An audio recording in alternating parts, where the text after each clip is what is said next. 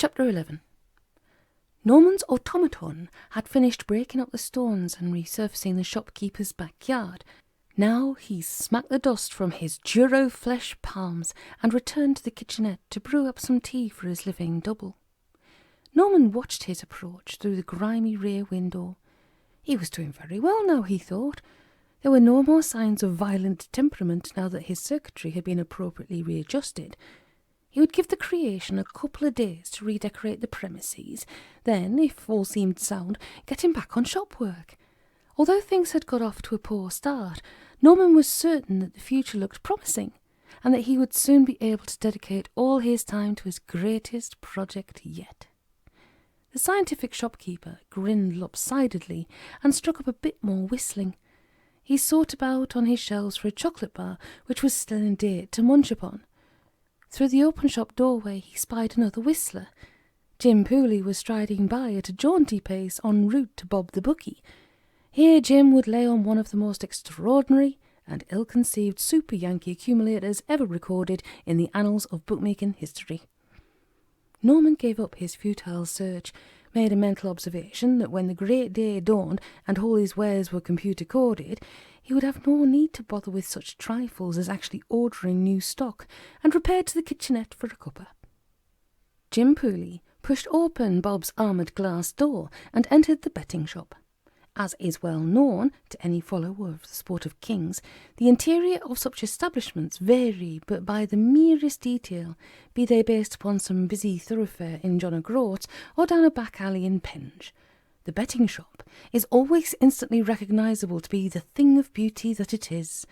The grey, cigarette-scarred linoleum floor and the ticker-tape welcome of slip-stubs, the heavily barred counter, 12-inch black and white tellies, the rarely scrubbed blackboards displaying hieroglyphics that even the now legendary Champollion would find himself hard-pressed to decipher.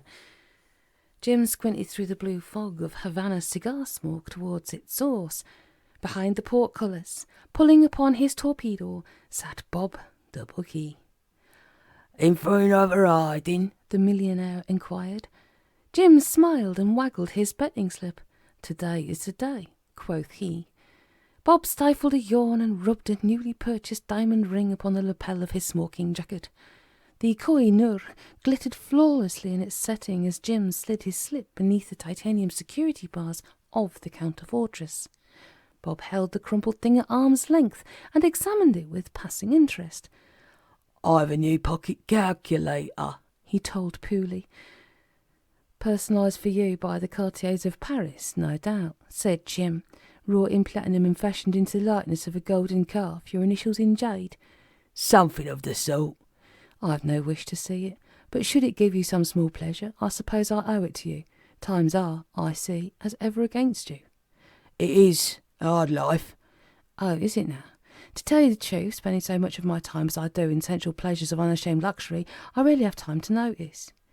"It is electric," Bob continued. "Solar-powered, in fact. It will work for 1,000 years without maintenance." "Handy," said Jim. "But nevertheless useless." "Oh dear, and why might that be?" "Well, for all the wondrous ingenuity of its creators, the lads have overlooked one small detail, and have denied it the facility to calculate any sum greater than £999,999,999. "They're fools," said Jim. "My sentiments entirely. Now, should your selection," he waved at Pooley's betting slip sadly before him, "come up at the predicted odds, I feel that my calculator will find itself many zeros below the mark." "Don't worry," said Pooley sympathetically. "I'll settle for it to the nearest million. And now for now, I just have £1 on it, please, Bob." "As you wish. And shall you pay the tax?" "Oh yes, I have no wish to upset the country's economy. Such is not fair to the government." "As you will, then." Bob pushed Pooley's slip into the machine, and Jim passed him the exact amount in pennies and halfpennies. "I'll be back around 5 to settle up," said he. Bob nodded and tinkered with his watch. "Video roulette," he said. "Latest scene from Latanos and Romith." "A pox on those two lads," said Pooley, "and good day." Jim folded his betting slip into his breast pocket, left the fog-bound bookie, and strolled off along the Ealing road. He'd not gone but 50 yards when he found himself confronted by a most extraordinary little scene. A group of onlookers was gathered in a tight knot about the pavement doors of the Swan's cellar. Pooley craned his head above the assembled throng and was more than a little surprised at what he saw. Somehow, inexplicably jammed into the 4-foot opening, was Neville, the part-time barman. "Someone get me out," wailed this man, his voice soaring in pitch and volume above that of the rumbling spectators. "By the God, somebody, please!" Pooley rubbed at his eyes. This was an impossibility, surely. Thin man trapped in fat opening. Such things could not be reasonably expected to occur. But strange as strange, here they were doing that very thing. Neville spied out Pooley's face, bobbing amongst a sea of others. "Jim!" he shouted. "Help me out, will ya?" Pooley hastened to oblige. "Stand back now, ladies and gents," he said. "Give the man some air now, please." "Oh, you bike, Pooley," said old Pete, who had a particularly good place near the front. "We're not going to miss any of this." "Be fair," Jim pleaded. "You can see he's in a bad way. Give the lad a break." "How do you suppose it's done, then?" said old Pete. "Mirrors, d'you think?" Pooley shook his head. "I've really no idea. Might be what they call a shared vision. I've read of such things." "Possibly that. When I was in the East, a lad in the regiment took us to see the engine rope trick. We saw the old thing. Magician throws up a rope. It hangs in the air. He climbs up, then vanishes. And then he climbs down. The whole thing." "Really?" "Oh, yeah. Well, a bloke with us secretly took pictures, and when we got them developed, what did they show?" "Tell me." "They showed a mendicant standing beside a coil of rope. Every picture the same.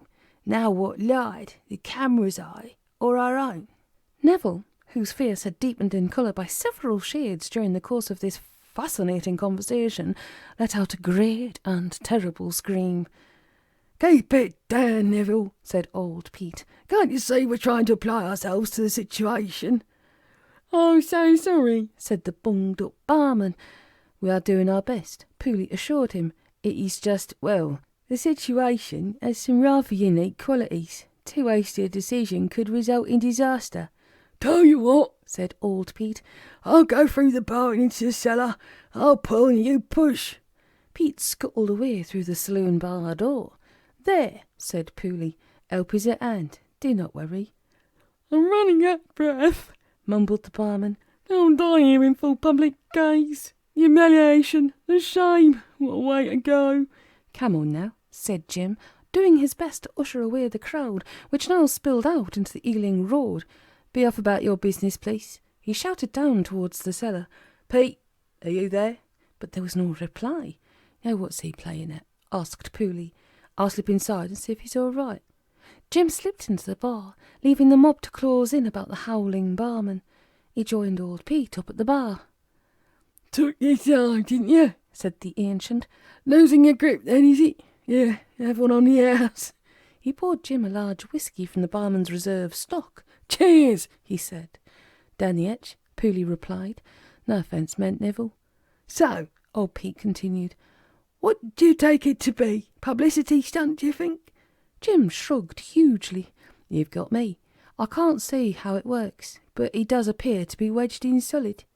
"No, he's probably up on blocks. No doubt the brewery's planning a Billy Bunter night or some such abomination."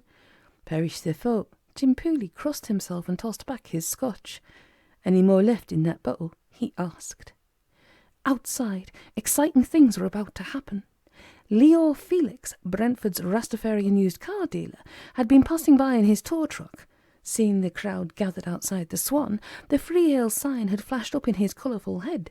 Now, he decided, might be a good time to make his peace with Neville, who had but recently barred him, once more, for life. Even as Pete and Pooley chit-chatted in the bar, Leo, dreadlocks magnificent, was busily engaged in hooking Neville up to the winch on the back of his truck. "And I'll soon have you back on your feet," he assured Neville.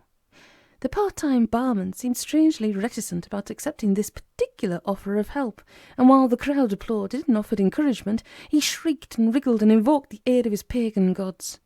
The way things were going, he felt he would soon be getting the opportunity to address them face to face. Leo was by now up in his cab. He revved the engine and rammed his thumb down on the hoist button. The cheering crowd parted as the hoist took up the slack. Went Neville as the improvised harness tightened beneath his armpits. "Quite mild for the time of year," said Jim as he poured 2 more drinks. "Fair," said Pete. "I've seen better." Young Chips pricked up his ears as outside the barman's scream rose to a frequency beyond human register. Sickening, bone-crunching sounds were emanating from the barman's middle regions, and the cement about the cellar door's metal frame was splitting and shivering. The crowd drew back in sudden alarm. This was no laughing matter. "Switch your winch off, Leo!" shouted somebody. "You're pulling it off!" shouted somebody else. Leo thumbed the button. He had been meaning to have it fixed for some time. The thing popped out from the dashboard and fell into his upturned palm. "Holy Celestia," said Leo Felix. Went Neville, the part-time barman. "Back your truck up there, for God's sake!" shouted another somebody. "We'll try and get the cable off him." Leo hastened into the driving seat and stuck the customised Bedford into reverse. Gear cogs ground together, adding further screams of distress to those already being loudly voiced. He had been meaning to get the reverse fixed for some time. With an almighty clunk, the gear found its housing and lodged into it as firmly as a barman in a beer cellar. Leo clawed at the gear stick, but it would not shift by an inch. His knackered tow truck, sick to the worn tyre treads with its constant bad treatment, had chosen this of all times to exact revenge upon its Caribbean tormentor.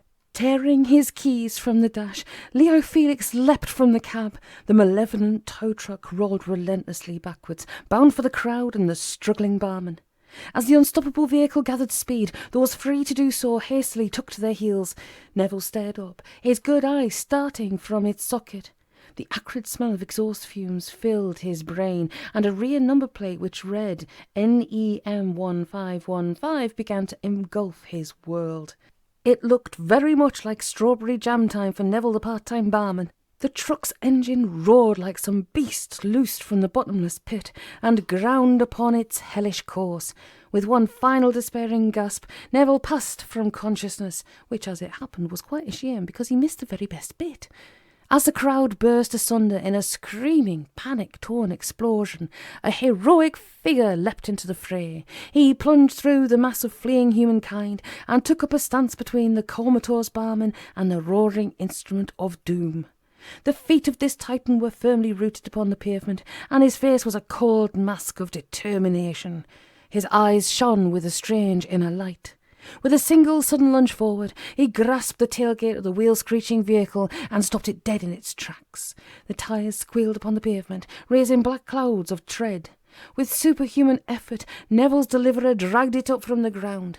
The engine whined into overdrive, and exhaust smoke enveloped him in a great monoxide cloud of death. Struggling beneath the weight of the possessed vehicle, he bore it aloft and held it high above his head. The truck rocked and shuddered, howling like a banshee, but in a moment he had done with it. Brentford St. George cast down the mechanical dragon, bursting out its tyres, scrambling its axles, and driving its engine to ruination upon the cold stones of the pavement. As the smoke cleared, small knots of the cowardly crowd stared back in wonder.